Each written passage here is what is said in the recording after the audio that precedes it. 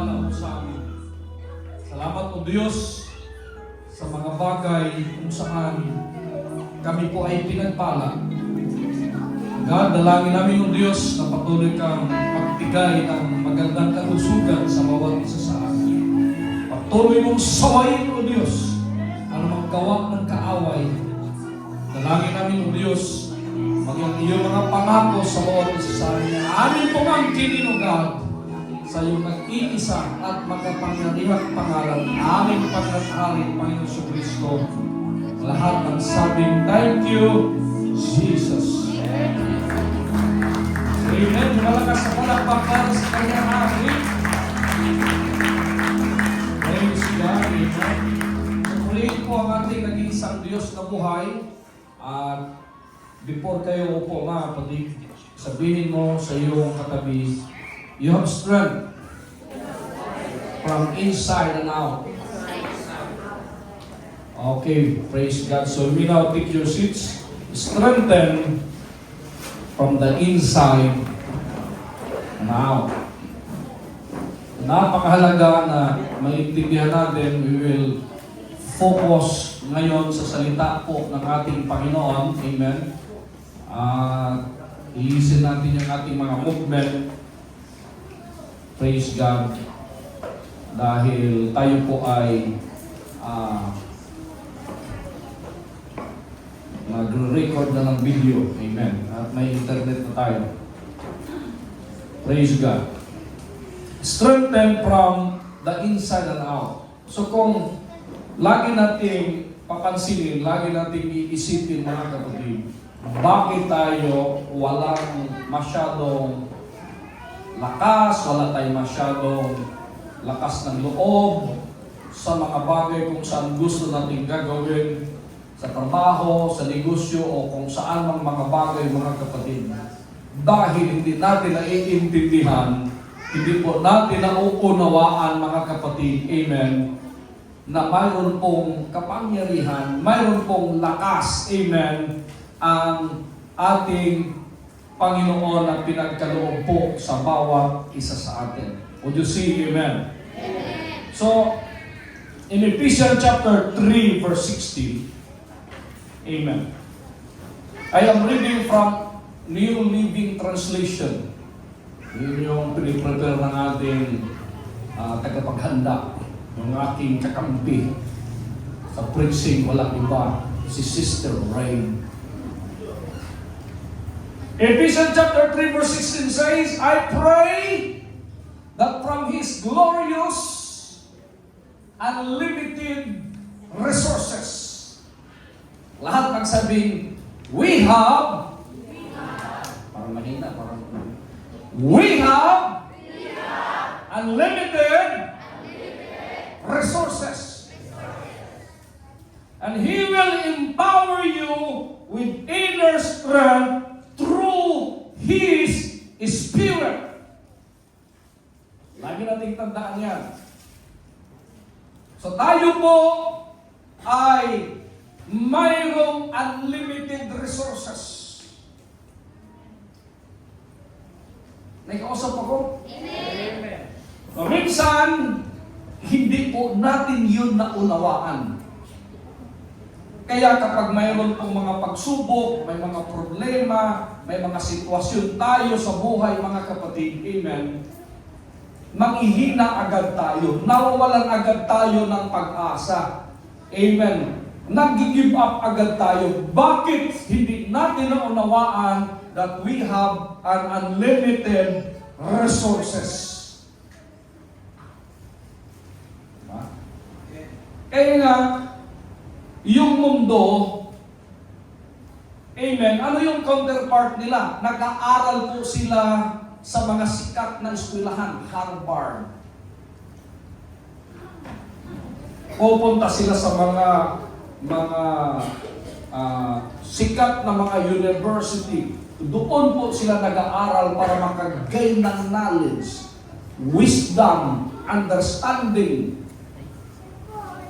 Ano? Kaya kapag nagnegosyo sila, amen, talagang pumapatok bakit pinag-aralan po nila. Ako nga, inaalok ako yung isang sikat ngayon na parang barber parlor. Nung tinitingnan ko, magkano yung franchise? 1.9 million. Imagine mo yan. At mayroon pong, anong tawag dito? Siguro nakita nila na kalbo ako. Inuupira ako na barber. Kalimutan ko yung pangalan na dito sa cellphone ko. So, sikat ngayon na mga barber shop. Mayroon siyang mga sports cup. Matindi yun na barber shop yun, may mga sports cup. With 6 months, imagine mo yan. ROI. Wow. Ilang kalbo kaya makakalbo nun at ilang buhok kaya mapuputo. Ayun. So, talking about knowledge, talking about wisdom, talking about understanding. Kaya tayo nag-aaral, kaya tayo pumapasok sa mga sikat na mga university, mga kapatid, is because we need knowledge, we need understanding. And remember, kinig mabuti, remember na yung wisdom po, mga kapatid, ay hindi po natin nakukuha yan sa mga universities. Na mga masteral, doctorate, hindi po natin nakukuha yan. Wisdom is God-given. Kahit mga kapatid, elementary ka lang, kahit na grade 1 lang, yung pinasok mo mga kapatid ko sa pag-aaral, pero kapag ang Diyos naggamit sa iyo, God will give you wisdom. More than that you can imagine. More than mga kapatid ko doon sa knowledge na naatay ng ibang mga tao. Amen. More than doon sa understanding na naiintindihan nila. Amen. That's why King Solomon, he chose wisdom rather than wealth. Because wisdom will produce wealth.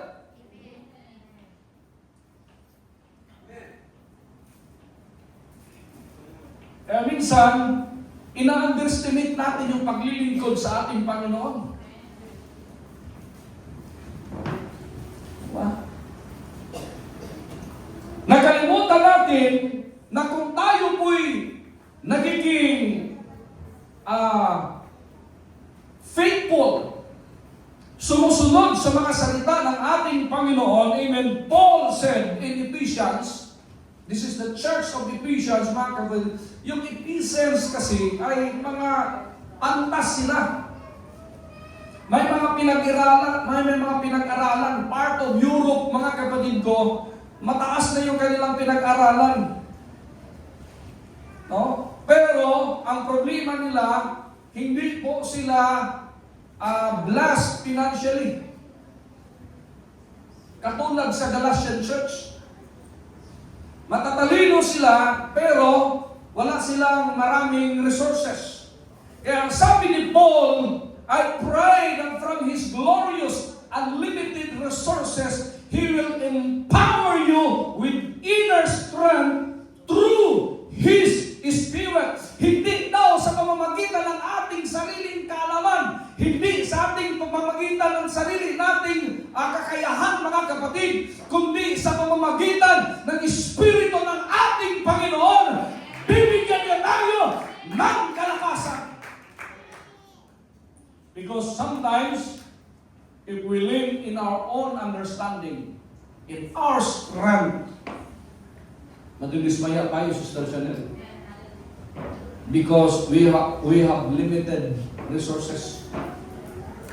Nagkausap ako, lagi natin agad tinitingnan, ay hindi ako makapag-start ng negosyo kasi wala man akong kapital. May kausap ako, hanggang dito lang po ako kasi ito lang yung kaya ko. May kausap ako. Hindi na po ako nakapag-aral dahil sa financial problem. May kausap ako. Yun yung laging mga dahilan po natin.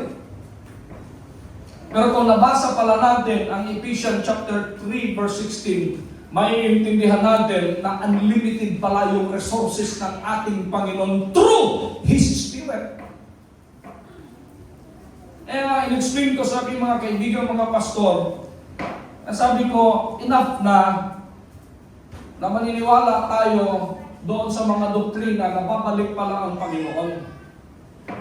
Nahihintay natin ang rapture dahil sa hirap ng buhay, i-rapture mo na kami dahil o kaya babalik ka ng Panginoon dahil napakahirap ng buhay.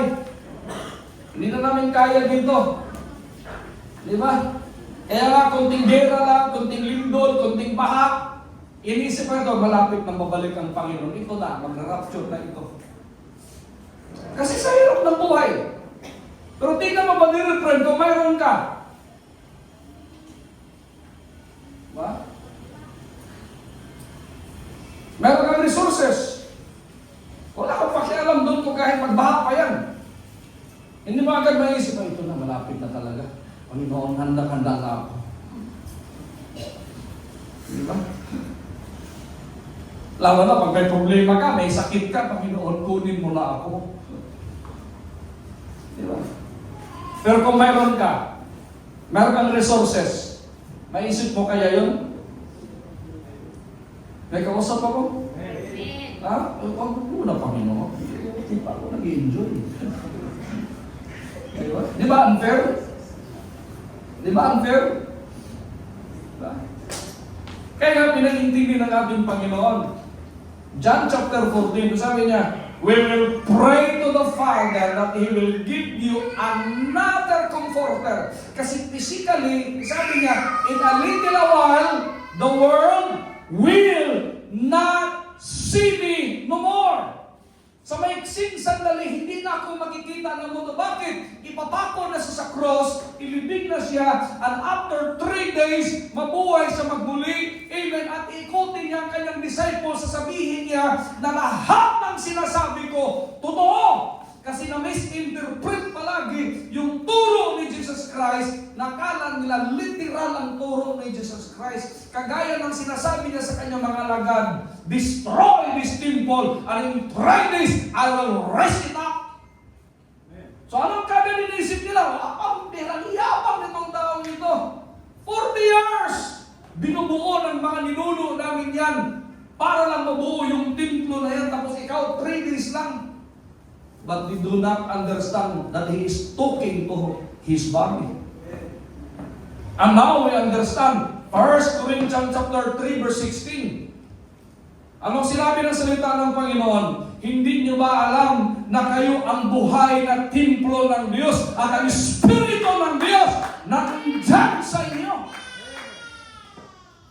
Sino yung templo ng Diyos ngayon? Tayo.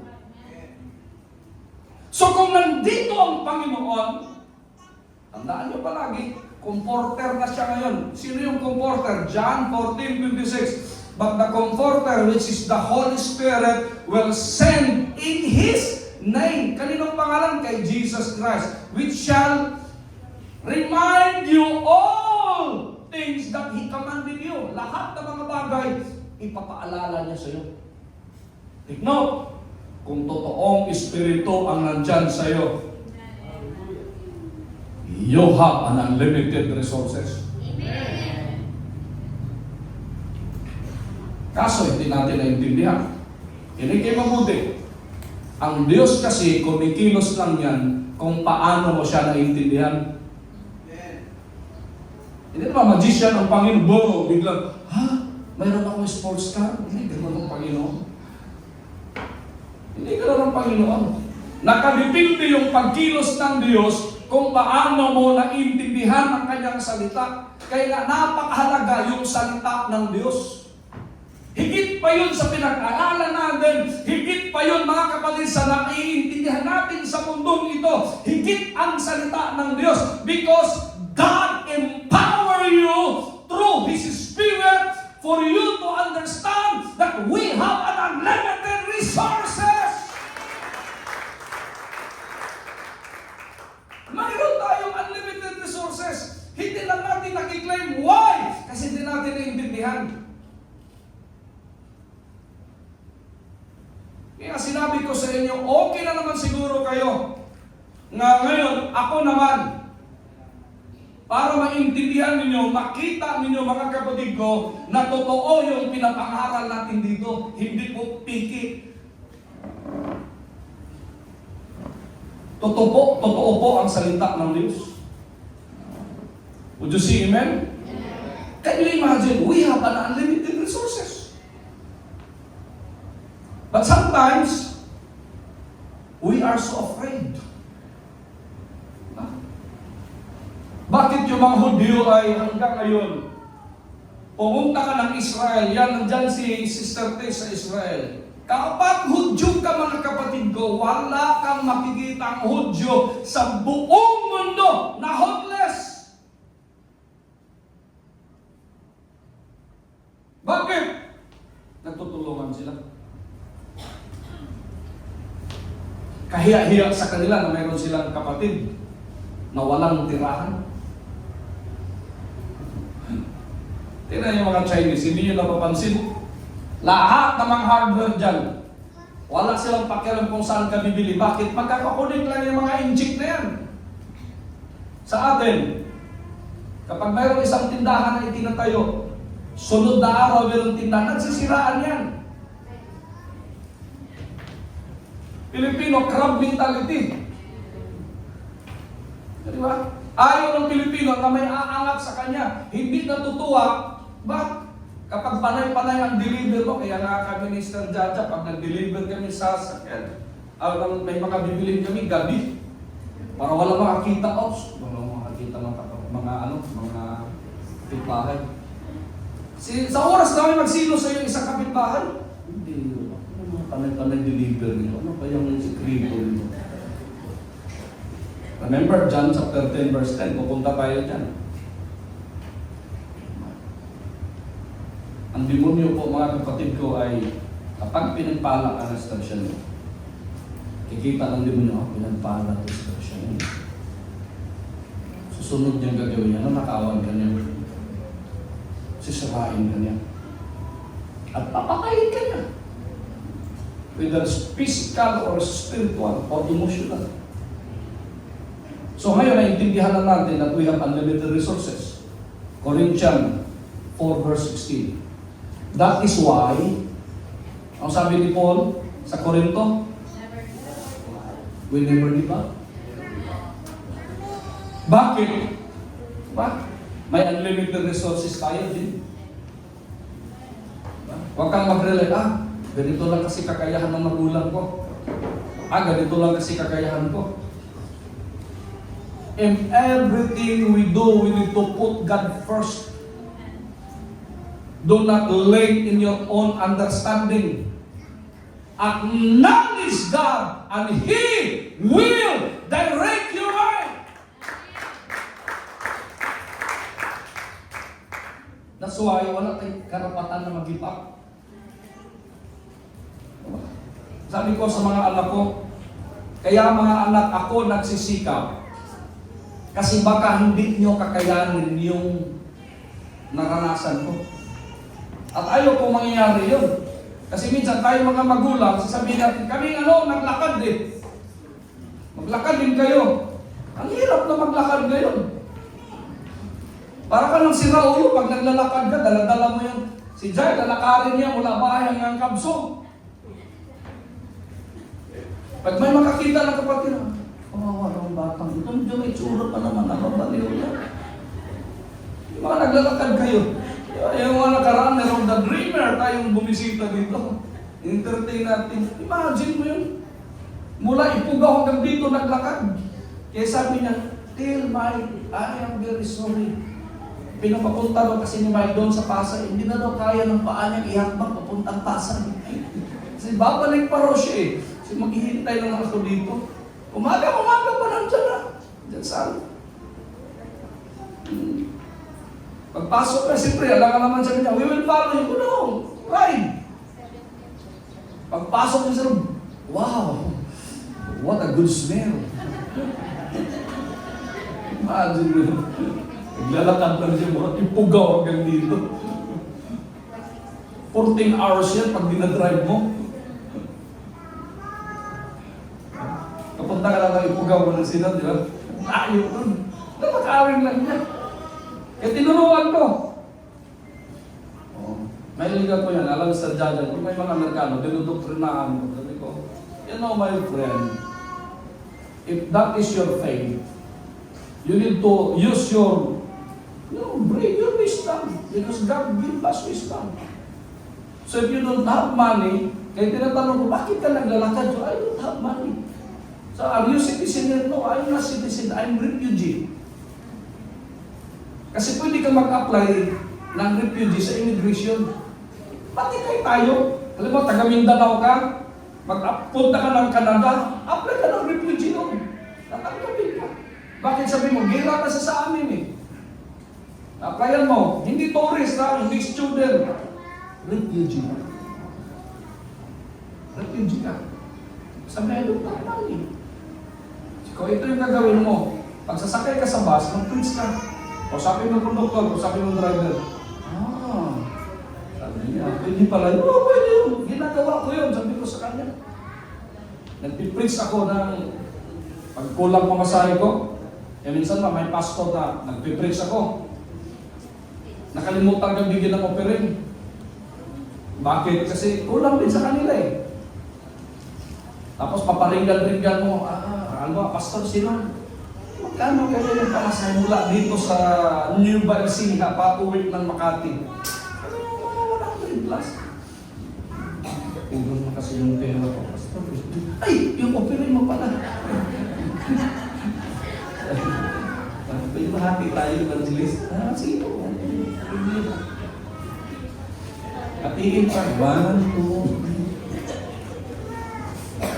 Ibuti kung mayroon sabi ni Suarez sa niya, Dok, ayaw ko na mag-evangelist doon. Bakit? Grabe yung preach ko doon mula Lunes hanggang Sunday ng gabi. Banat ako doon. Pagkatapos doon, Lunes na, pauwi na ako. Sabi ng pastor, evangelist ko, diba? Hiramin ko lang muna yung offering mo. Papa-hospital ko yung anak ko. Nagagawa ka na. Ganon kahirap. Pero, hindi tayo mag-give up. Amen? Because we understand now that we have unlimited resources. Mayroon tayong unlimited resources. Amen? Though our bodies are dying, hindi kayo mabuti. Hindi minsan, bakit? Wala natin pag-asa. Sabi ni Pablo, that is why we never give up. Though our bodies are dying, our spirits are being renewed every day. Di ba? Yung katawan natin mahina na, katawan natin may mga karamdaman, di ba? Lalo na ngayong taglamig, ubo, sipon, di ba? Lagnat, sakit sa mga buto-buto. Hindi sanay mga Pilipino sa lamig eh. Di ba? Sino bang hindi inubo?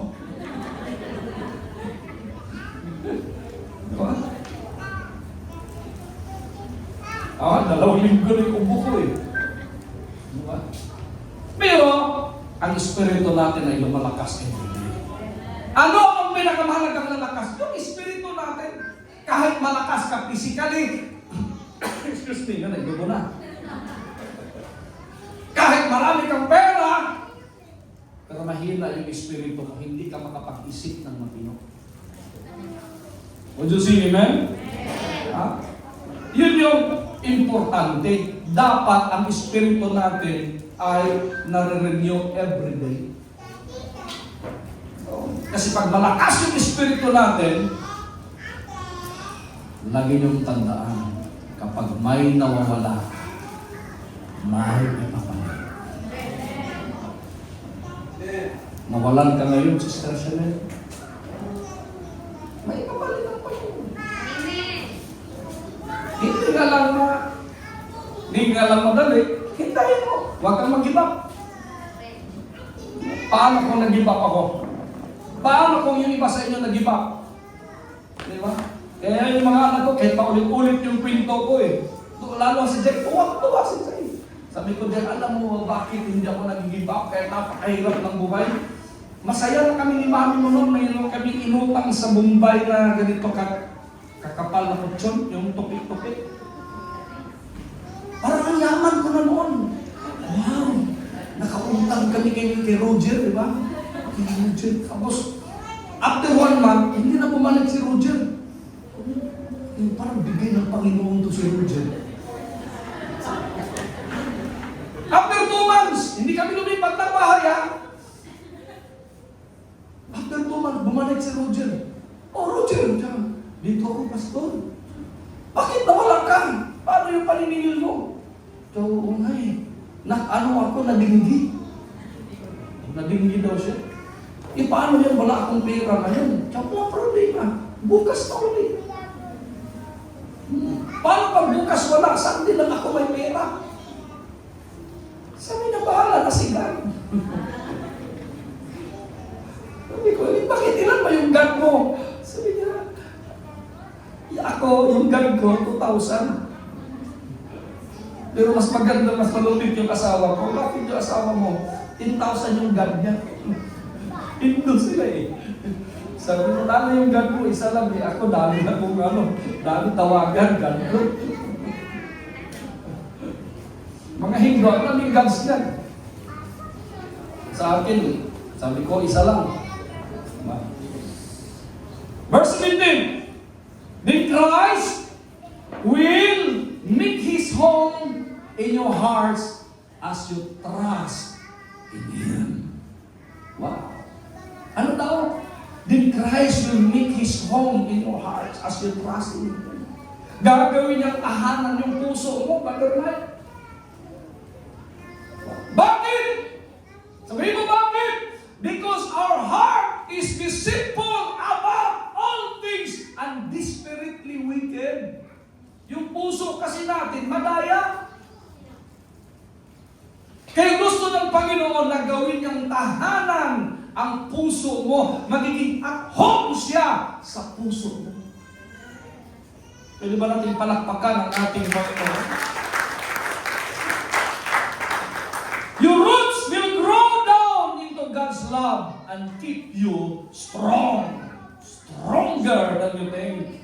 Lalakas at lalakas ka mga kapatid. Bakit ginawa ng Diyos na tahanan ang ating mga puso? Yung puso natin, madali man-discourage to eh. Diba? Kahit in love ka, pero wala kang pera.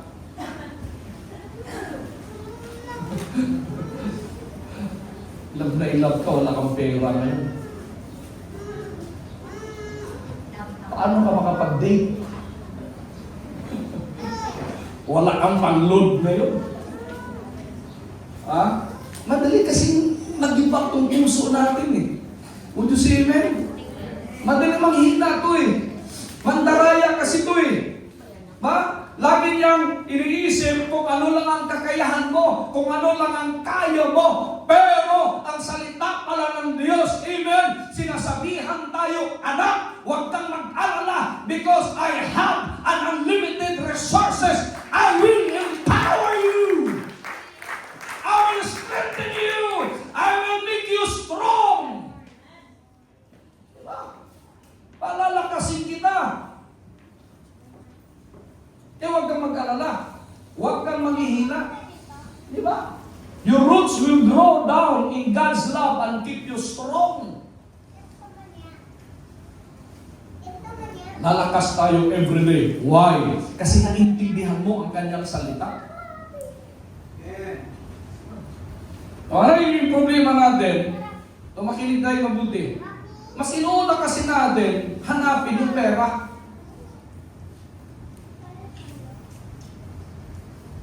Ang tahimik ka. Malino. Matthew 6:33. May awit pa ka. Ginawa na ng awit eh.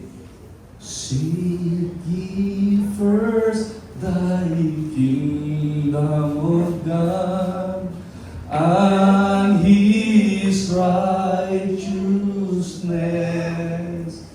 Sunod. And all these things shall be added unto you. Hallelujah.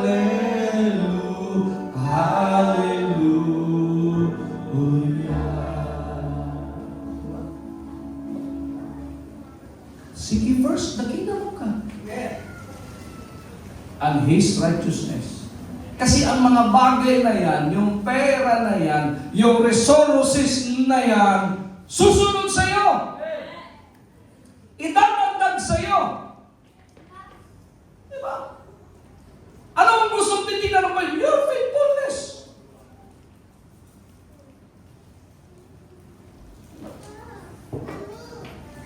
Kung hindi ka faithful, may hirapan ng Diyos sa iyo. Would you say amen? Kasi kapag nandyan tayo kay Kristo, mga kapatid ko, Romans 8:39, no power in the sky above or the earth below, indeed nothing in all creation will be able to separate us from the love of God that is revealed in Christ Jesus our Lord. No one can separate us from the love of Christ. Walang pwede, walang problema, walang pagsubok, walang kahit anong karamdaman na pwedeng makakapaghihiwalay sa atin sa pag-ibig natin kay Kristo. Bakit may mga pagsubok? Bakit may mga problema? Bakit may mga kawalan? Bakit may mga karamdaman? Because it is for you to give up. Diba? Kasi ayaw ng demonyo, mga kapatid, na makakaranas ka ng langit. Gusto niya imperno palagi. Diba? Ayaw niya. Ayaw niya maging masaya ka. Demonyo na eh. Diba? Kapag nagka-problema ka, sabi, demonyo talaga. Kapag may kalaban ka, demonyo ka talaga. Wala nang ibang ginagawa yan. Kundi, diba? Sisihin ka. May kausap ako. Bigyan ka ng karamdaman. Diba? Bigyan ka ng panghinaan ng loob. Lahat bibigay sa'yo. Para gigibap ka lang, para susuko ka lang. Kasi nakikita kasi ng demonyo, malapit nang dumating yung pagpapala niya. Gusto ko hindi niya matanggap. Gusto ko hindi siya maging masaya. Hello? Diba? Kaya huwag tayong gigibap kasi walang pwedeng makakapaghihiwalay sa atin sa pag-ibig ni Kristo. Kahit anong karamdaman, anong pagsubok, anong suliranin, anong sitwasyon, no one can separate us from the love of Christ. Wala. Walang kamatayan na makapag-iwalay sa atin. Kaya kapag tayo po'y naglilingkod sa Panginoon, till death do us part yun. Ikinasal tayo kay Kristo. Kaya symbolic si Jesus Christ, hindi nag-asawa eh. Bakit? Tayo ang kanyang bride. Jesus Christ is the bridegroom and we are His bride. May kausap ako. Kaya hindi siya nag-asawa. Hindi naman literal yun. Now, mayroon mga tinawag ng Panginoon na yunok. Kagaya ng yung si, ano pangalan? Si Dreamer, Amos Aaron. Oo. Sinabi ko nung kapatiran natin na siya. Nagkabang siya. Sabi ko, Brother, this is single. Tingin-tingin siya. Wala ba siya? Sayang, wala. Tingin-tingin siya. Sabi, no, Pastor. I'm alone. I'm married to him. Yun o. Pero hindi niya magkasama. Sabi niya, sarili ko nga, hindi ko mapakain ng tinapay. Ang problema kasi, marami akong pinadala sa kanya. I have no bag. Ay, bag lang pala problema. Napakahinaw. Sir, bigyan ng bag yan. Gusto mo, jacket pa eh. bit-bit ka eh. Siyempre, maraming sobra yung tinapay natin eh. Sip-isip niya, malayo na mararating dito. Sabi ko, saan galing dito? Pabicol na naman siya. Layo na. Yun ko, sana siya ngayon. Baka nasa Sorsogon na. Hindi ko na tatawagan. Oo. Pasalamat kayo, hindi kayo ganon. Eh kung ganon ang maisip mo, maglalakad ka lang ng maglalakad, hindi yung pananampalataya mo eh. Walking with God. Walking with faith. Malakas ka nun, madrasi nun. Ako nung nag-evangelist ako, the more na alone ako, kaya mag-30 years old na ako nag-asawa eh. Parang, so wala kang ano. Pero mapabago lang kasi kapag mayroon kang nakikita eh. Inakita ko Sister Claudia, nilalabanan kayo sa sarili ko. Patapos na yung schedule ko.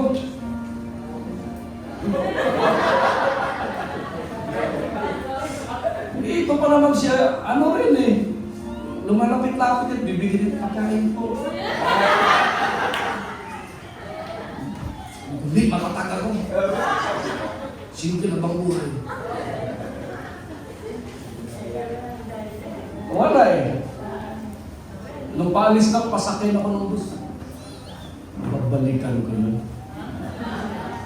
Si marami yun eh. Every Sunday eh.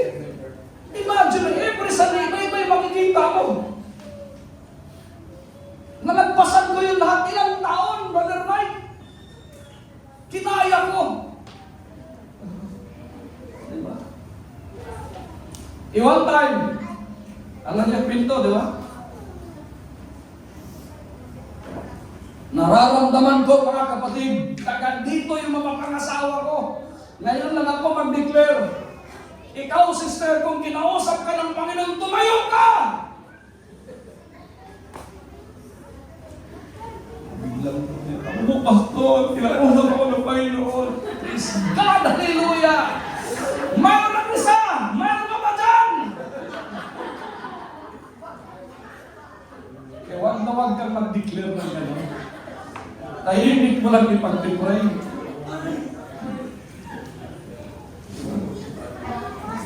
Maraming experience eh.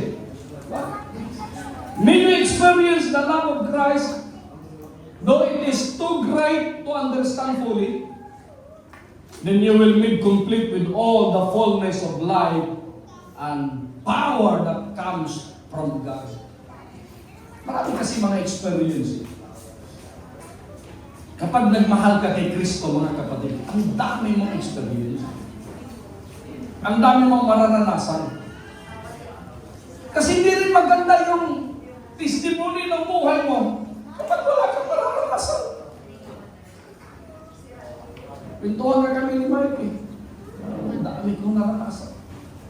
Sabi ko, Mike, alam mo, yung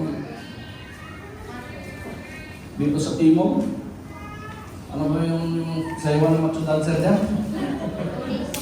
Adulis. Yung tignan ko matokso dyan. Sayawan ko buhay. Diba? Lahat, susuungin mo. Pero tandaan ninyo, hindi kayo mabuti. Kapag tama na ang panahon, when the time is fully come, ang sabi ng Panginoon, I, the Lord, Isaiah 60 verse 22, will make it happen. Matis ka lang, huwag ka lang susuko. May you experience the love of Christ, though it is too great to understand fully. Minsan hindi mo maiintindihan kaagad, hindi mo maunawaan kaagad kung anong plano ng Diyos. Diba sa hirap ng buhay, kaya nang nagpakasal kay Sister Claudia, 20 pesos yung laman ng bulsa ko. Sinusuong ko yung lahat. Diskarte. Sipag at diskarte. Sabi ko, Sister Jaja, sabi ko, ang dami mong ninong. Anong Bakit naman yung diskarte ko? Kumuha ka ng nino mo. Okay ka na? Okay na. Akin ang sobra. Walang kinasal dito sa Pilipinas. 150 yung ninang at ninong. Oh, sinong kahit politiko dyan, sino may 150 na ninang at ninong?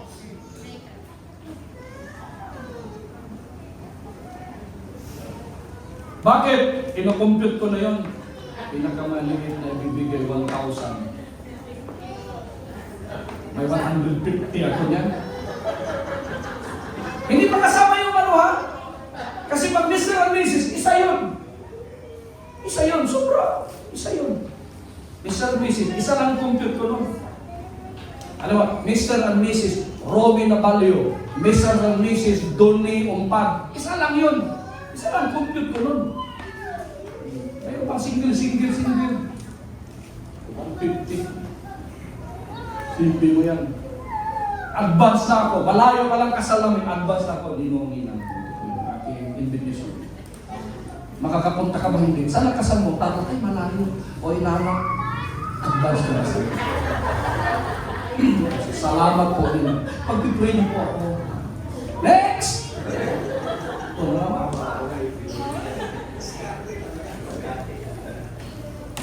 Kaya yung sipag at tiyaga ni William, sipag at diskarte. Kahit masipag ka, matyaga ka, wala kang diskarte. Kasi ang diskarte kasi wisdom yun eh. Ngayon kapag naisip nyo yun, hindi na kaya. Hindi na kaya. Wala na magbibigay sa iyo. Bakit? Nagamit na yun eh. Di ba?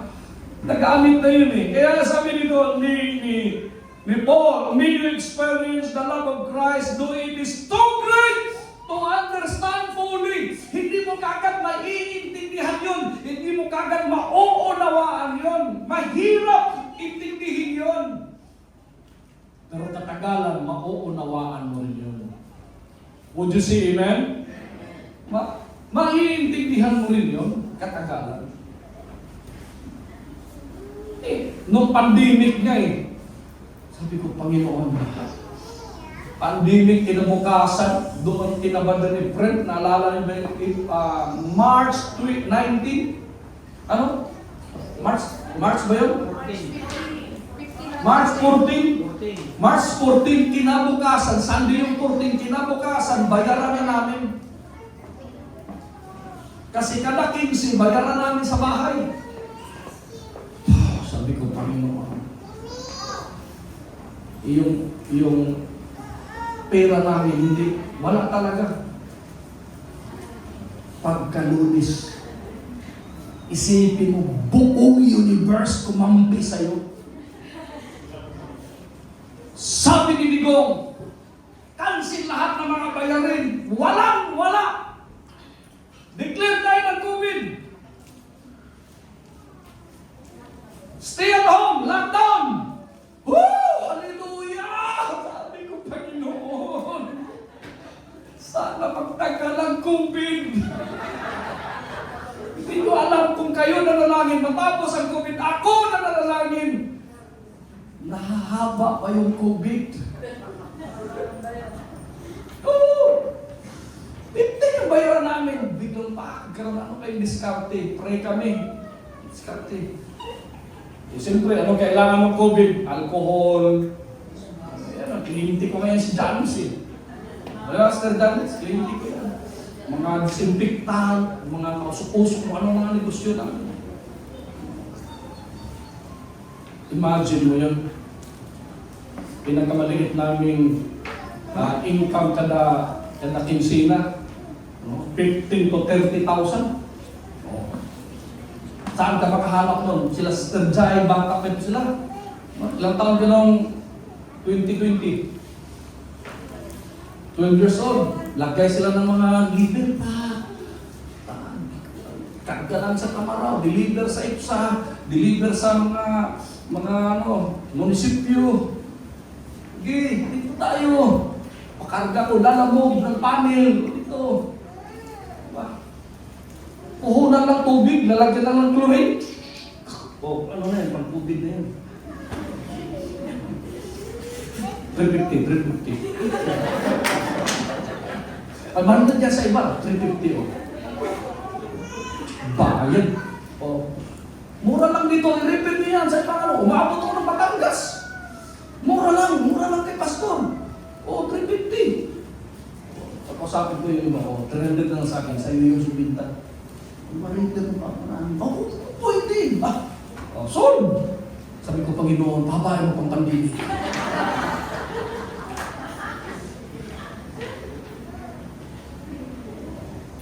Pag-after ng pandemic, 2021, bayaran na ngayon.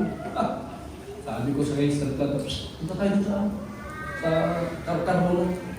Pagkala yung balas na bida. Mayapang ka na yan. Kailang buwan po lang namin. Oh. Di ba?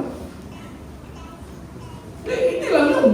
Pinagkatiwalaan ako ng mga bigas, mga groceries. Nandiyan mo 1,000 kilos, pinagkatiwala sa akin. Hindi ko na alam saan ko ibibigay eh. Umiyak pa na yung iba mga kapatiran eh. Dalhan ko ng isang kaban mo. O, supply yan. Meron pa akong pinuntahan doon, yung mama ni Dieter. Sayang na, wala na si Dieter eh. Dalhan ko doon pa, sabi niya, Pastor. Sabi niya, yun ko, nag-abroad na tayo. Last namin kita, nag-aaral sa ng hapon-hapon eh. Sabi ng nanay ni dito, Pastor, ikaw lang talaga nagagawa. Yung kapitan namin dito, pinakamarami 5 kilo, ang pangit pa ng bigas. Sana tatakbo ka ng kapitan. Hindi lang, pag-eleksyon yan, maraming kapitan matatalo. Nangyari nga. Diba? Ephesians 3:20, now all the glory to God, who is able. Saan ang lahat ng kapurihan? Sa Panginoon.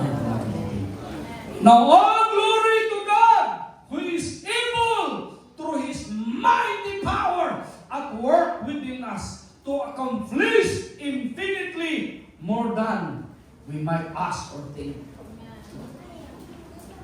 Sa King James Version, now unto Him that is able to do exceedingly abundantly above all what you ask or think, according to the power that works within you.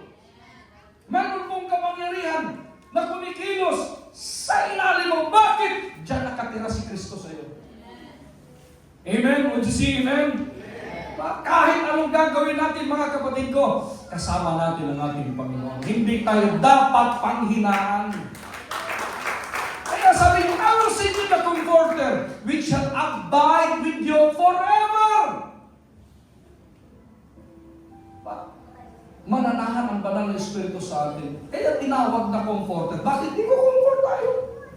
Physically, wala na si Jesus Christ. But His presence, through His Spirit, will abide with us forever. Look at Ephesians 3:21. Glory to Him in the church and in Christ Jesus through all generations. Ano daw? Through all generations, forever and ever. Amen. Walang katapusan mga mamatay tayo lahat dito. May papalit yung mga maliliit, papalit sa atin yan. Tatanda din yan, mamamatay, may papalit. Kaya ngayon pa lang ituro na natin kung ano ang salita ng Diyos. Remember, 2,000 taon na mahigit from Jesus Christ to the apostles, to the disciples, until sa panahon natin ngayon. Bakit isa lang ang ating doktrina mga kapatid? Sabi ni Pablo, kahit ang anghel na mga ngaral na iba sa aming pinapangaral, sumpain siya. Isa lang ang ating pinapangaral, ang salita ng Diyos. Huwag kang gumawa ng sariling doktrina. Kung ano ang salita ng Diyos, yun ang ating susundin mga kapatid. Strengthen from inside and out. Kapag malakas yung inner mo, Kaya, hindi nyo napapansin, bakit may mga tao, mga kapatid, na successful sa negosyo? Kasi malakas ang loob. May kausap ako.